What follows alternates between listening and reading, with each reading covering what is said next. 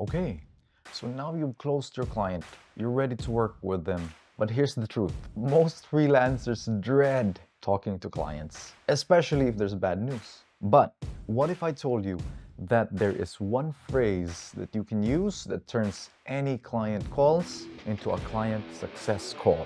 Imagine seeing deals and talking to clients comfortably every single time. So today, I'm going to reveal to you the magic phrase that builds trust, aligns expectations, and ensures success in your client conversations. So if you're ready, grab your pen and paper and let's get started.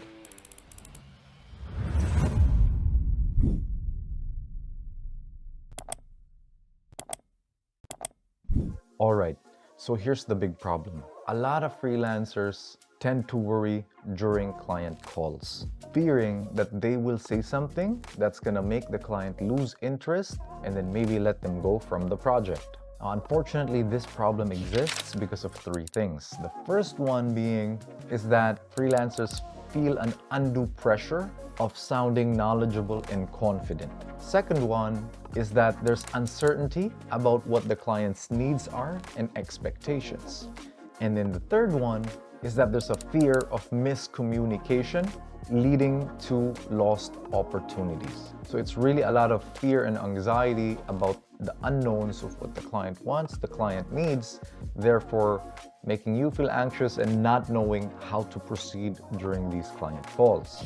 All right, so in this scenario, I'd like you to use this one magic phrase. And by using it, you can steer the conversation and create a strong connection between you and your clients. Let's explore how to do it. Based on what you've said, this is how we can make it work. Now that phrase is powerful because it does a few things. First is that it aligns things. It shows that you're actively listening and also understanding the client's needs. Second is that it connects, right? It bridges the gap between their needs and then your expertise. And finally, it reassures. It demonstrates your willingness and ability to achieving the goals collectively with the client.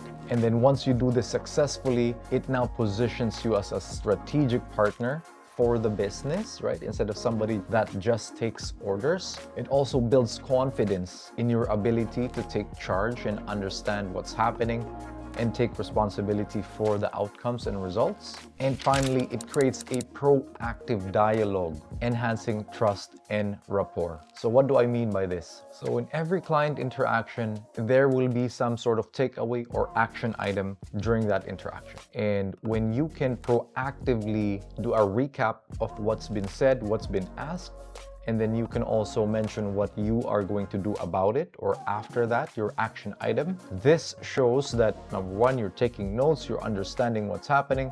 Number two, you're a reliable person. And the third one is that, you're proactively moving the ball forward, right? So it takes the burden off of the client that now he's confidently or she's confidently handing off a task to a competent person that can successfully, reliably take that task and execute on it. With this phrase, you have the golden key in navigating all your client interaction calls. Just make sure that you're focused in on the action items, the outcomes of the project, and then you're able to do a recap on that and suggest what you will do with it. And a pro tip for you is if you also want add in a time frame. Here's what's been said, here's what I'll do about it, and here's when I will get it done. All right, so let's take this into the real world. Let's say you have a call with a client and you're brainstorming or you're coming up with ideas for a campaign. And then the client brings up an idea and then mentions, I'm not sure if this will work for us. And then you as a freelancer, you could say, I'm not sure either.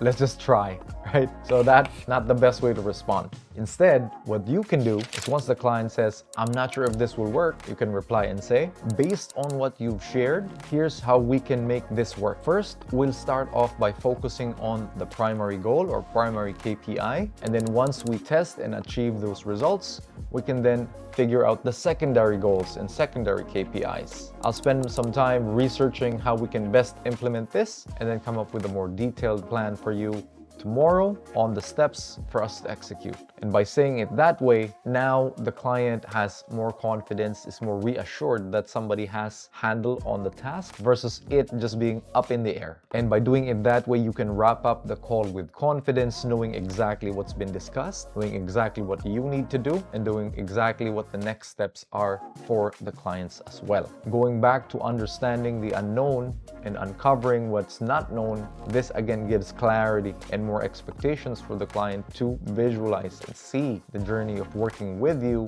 making them trust you more and then give you more responsibility and also maybe even compensate you more. All right, so challenge for you is try it out.